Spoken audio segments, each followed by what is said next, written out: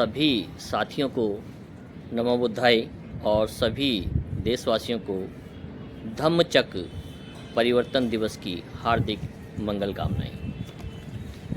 वैसे तो मित्रों, संपूर्ण देश के अंदर आज के दिन को, जो कि आषाढ़ माह की पूर्णिमा की तिथि है, तो आषाढ़ पूर्णिमा को गुरु पूर्णिमा के रूप में सभी धर्मों में अलग अलग नामों से पुकारा जाता है।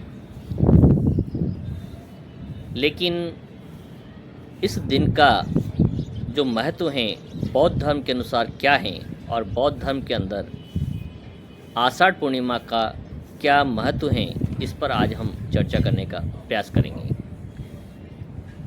तो आज से 2500 वर्ष पूर्व सिद्धार्थ गौतम ने ज्ञान प्राप्त किया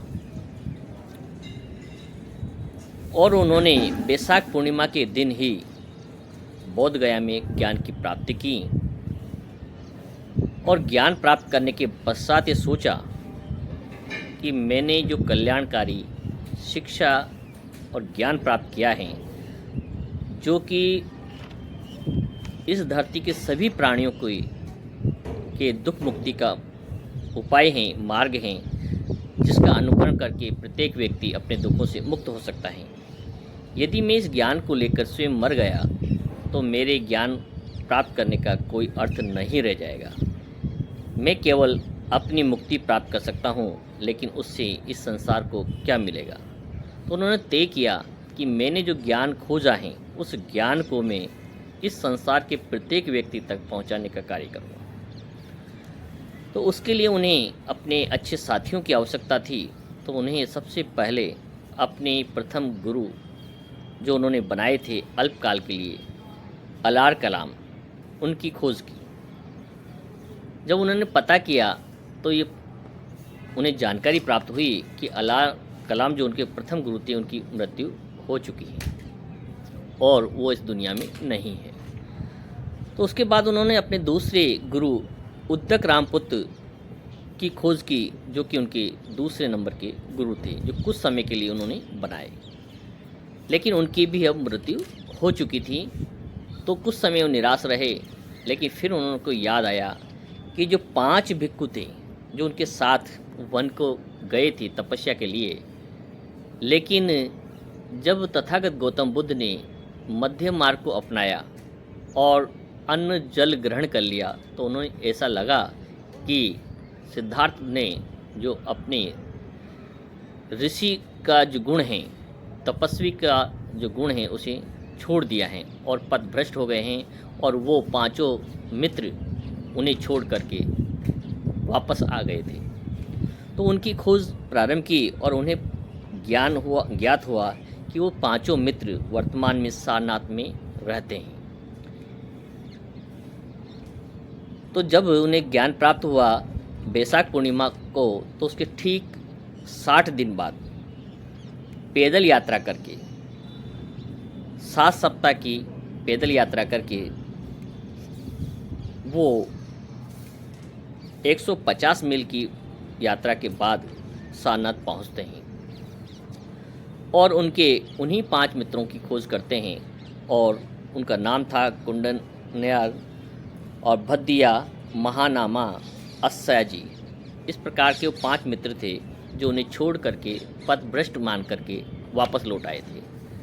जब सारनाथ में जाकर उन्हें खोजते हैं तो देखते ही सबसे पहले इस 5 मित्र उनका बहिष्कार करने का निर्णय लेते हैं कि ये तो वही पथभ्रष्ट भिक्षु हैं जिसने कि सन्यास के मार्ग को छोड़कर अपने पथ को भ्रमित हो गया था। तो उनका अपमान करने का प्रयास करते हैं। जैसे ही उनकी निकटता आती हैं तो उनके चेहरे की प्रतिभा को देखकर और उनके ज्ञान के प्रकाश को देखकर 5 मित्र उनके शिष्य बन जाते हैं। और सर्वप्रथम तथागत गौतम बुद्ध इन 5 शिष्यों को ही सारनाथ में वो अपना ज्ञान देते हैं, दीक्षा देते हैं। और इसी दिन को, इसी अवसर के कारण धम्मचक्र परिवर्तन दिवस के रूप में माना जाता है। तो ये जानकारी जो थी वह है बौद्ध धर्म के अनुसार गुरु पूर्णिमा कहें या धम्मचक्र परिवर्तन दिवस कहें, ये इसकी वास्तविकता है। इस रूप में बौद्धों के अंदर या बौद्ध अनुयायियों के द्वारा धम्मचक्र परिवर्तन दिवस मनाया जाता है। तथागत गौतम बुद्ध ने जो ज्ञान प्राप्त किया वो किसी साहित्य के द्वारा नहीं किया, किसी शास्त्रों के द्वारा प्राप्त नहीं किया, न ही किसी गुरु की दीक्षा के द्वारा ग्रहण किया। तथागत गौतम बुद्ध ने तो गुरु शब्द का ही विरोध किया है।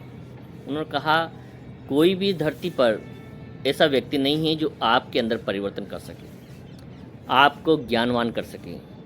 तथागत गौतम बुद्ध ने कहा कि प्रत्येक व्यक्ति अपना गुरु स्वयं है। अपदीपो भव, इसका तात्पर्य है आप अपने अंदर उन शक्तियों को खोजें, उस ज्ञान को खोजें जो आपके को दुखों से मुक्त कर सकते हैं। तो तथागत गौतम बुद्ध ने जो संपूर्ण ज्ञान था वो अपने अनुभव के आधार पर प्राप्त किया। बुद्ध का कहना था यदि आप किसी शास्त्रों में पढ़कर किसी ज्ञान को प्राप्त करते हैं तो वो आपके कोई काम नहीं आने वाला है, लेकिन आपने कोई भी ज्ञान चाहे छोटा ही हो या अपने अनुभूति के आधार पर उसे प्राप्त किया है, खोजा है, वो तो 100% वो आपका अपना ज्ञान है और उसे आप दृढ़ता के साथ दूसरों को बता सकते हैं कि इसके क्या लाभ हैं। इस प्रकार तथागत गौतम बुद्ध ने अपने जीवन भर की यात्रा में 80 वर्ष तक की यात्रा पैदल चलकर अपनी इस धर्म को, मानव कल्याण के धर्म का जो मार्ग है उसे जन जन तक पहुंचाने का कार्य किया। और उसकी सहायता के लिए उन्होंने भिक्खु संघ का गठन किया और भिक्खु संघ के लिए कुछ नियम बनाए कि भिक्खु संघ को कहीं भी स्थायी रूप से निवास करके नहीं रहना चाहिए। हर रोज़ एक नई जगह जाकर चारिका करनी चाहिए और धर्म का प्रचार करना चाहिए। अपनी कोई भी संपत्ति नहीं बनानी चाहिए, इकट्ठी नहीं करनी चाहिए और त्याग का भाव रखना चाहिए, मानव कल्याण का भाव रखना चाहिए। और तथागत गौतम बुद्ध ने कहा कि शारीरिक दंड देकर हम कभी भी ज्ञान को प्राप्त नहीं कर सकते हैं। शरीर को आग में तपाकर, पानी में खड़े रहकर, सर्दी के अंदर कांटों के बिस्तर पर लेटकर या लंबे समय तक निराहार रहकर हम कभी भी ज्ञान को प्राप्त नहीं कर सकते हैं। तो उन्होंने एक मध्यम मार्ग की खोज की और उन्होंने कहा कि जिस प्रकार से वीणा के तार को इतना भी ना खींचें कि उसका सुर ही ना निकले और उसके तारों को इतना भी ढीला न छोड़ें कि उसको किसी प्रकार का स्वर ही नहीं निकल पाए। तो उन्होंने मध्यम मार्ग का संदेश लोगों को दिया कि आपको मध्यम मार्ग पर चल के ही उचित ज्ञान की खोज हो सकती है। उन्होंने नारा दिया, एक संदेश दिया, बहुजन हिताय, बहुजन सुखाय और लोक अनुकंपाय। बहुजन हिताय का मतलब है ऐसा प्रत्येक कार्य करें जिससे ज़्यादा से ज़्यादा लोगों की हित हो सके, कल्याण हो सके। बहुजन सुखाय, जिसके आपके द्वारा किए गए प्रत्येक कार्य से ज़्यादा लोगों के अंदर जीवन में प्रसन्नता आ सके। लोक अनुकंपाय, और जन जन के कल्याण के लिए निरंतर कार्य करते रहे, उसी को धर्म कहा गया है। धर्म किसी भी व्यक्ति को नुकसान पहुंचाना या उसके अहित में कार्य करना नहीं हो सकता है। तथागत गौतम बुद्ध ने कहा कि प्रत्येक व्यक्ति के जीवन में दुख हैं और दुख के 4 आर्य सत्य उन्होंने बताए। जिस प्रकार से व्यक्ति का जन्म लेना ही दुख का एक कारण है, सुखद वियोग भी एक कारण है, रोग दुख हैं, और जो पसंद ना हो, जो उसके साथ संबंध बनाए रखना एक दुख है, जो पसंद है उसका न मिलना जीवन का दुख है। इसलिए उन्होंने कहा इन सब दुखों से मुक्ति के लिए यदि आपको कार्य करना है तो उसके लिए उन्होंने बताया अष्टांगिक मार्ग। अष्टांगिक मार्ग पर चलकर व्यक्ति अपने इन सभी दुखों से मुक्त हो सकता है। और एक ग्रस्त व्यक्ति के लिए सामान्य अपने जीवन के अंदर परिवार के साथ रहकर पंचशील का पालन करने का एक संदेश उन्होंने दिया। व्यक्ति यदि जीवन में 5 शीलों का पालन करता है, जैसे कभी झूठ नहीं बोलेगा, कभी किसी की हिंसा नहीं करेगा, कभी किसी से व्यभिचार नहीं करेगा, कभी चोरी नहीं करेगा और कभी भी नशा पत्ते या नशीली पदार्थों से दूर रहेगा, तो ऐसा व्यक्ति अपने और अपने परिवार का कल्याण करता हुआ चला जाता है। बुद्ध का सबसे बड़ा गुरु बुद्ध ने स्वयं को माना और उन्होंने कहा कि जो ज्ञान आप अपने अनुभव के आधार पर प्राप्त करते हैं वही आपका वास्तविक ज्ञान है। तो इस प्रकार से हम कह सकते हैं आज का दिन इसलिए भी महत्वपूर्ण है कि माता महामाया के गर्भ में आज ही के दिन तथागत गौतम बुद्ध का जन्म होता है। और बुद्ध ही एक ऐसे एकमात्र शास्ता थे जिन्होंने कहा कि धरती पर जितने भी प्राणी हैं सभी के कल्याण की मंगल कामना करना ही सद्धर्म है।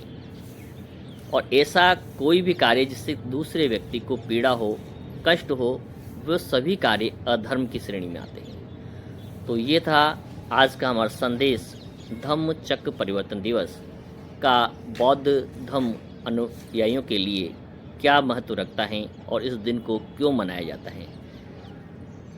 तो इसके द्वारा हम सीख सकते हैं अपदीपो भव, हम अपने शास्ता खुद हैं और हम अपने मालिक स्वयं हैं। जैसा हम विचार करते हैं, जैसी हम सोच रखते हैं, वैसे ही हम बन जाते हैं। हमेशा मध्यम मार्ग का उपयोग करें, करुणाशील का पालन करें, मानव कल्याण के लिए कार्य करें, किसी भी प्राणी के प्रति अप्रिय विचारों का उपयोग न करें। तो यही तथागत गौतम बुद्ध का संदेश है। और आपको हमारा जो वीडियो है किस प्रकार का लगा, यदि आपको इसमें कोई संशय है तो आप प्रश्न अपने कमेंट बॉक्स में कर सकते हैं। ये संपूर्ण जानकारी जो हमने जुटाई है वो है तथागत गौतम बुद्ध के बारे में लिखी गई बुद्धायन धम्मा, बाबा साहब ने जो पुस्तक लिखी हैं। और हम तो ये मान सकते हैं कि बाबा साहब ही वो महामसीहा हैं जिन्होंने भारत के अंदर बौद्ध धर्म की पुनः स्थापना की है। बाबा साहब से पहले लगभग भारत के अंदर बौद्ध धर्म समाप्त हो चुका था। इसलिए हमें बाबा साहब का भी उतना ही ऋणी होना चाहिए जितना तथागत गौतम बुद्ध का। सभी का बहुत बहुत आभार, धन्यवाद।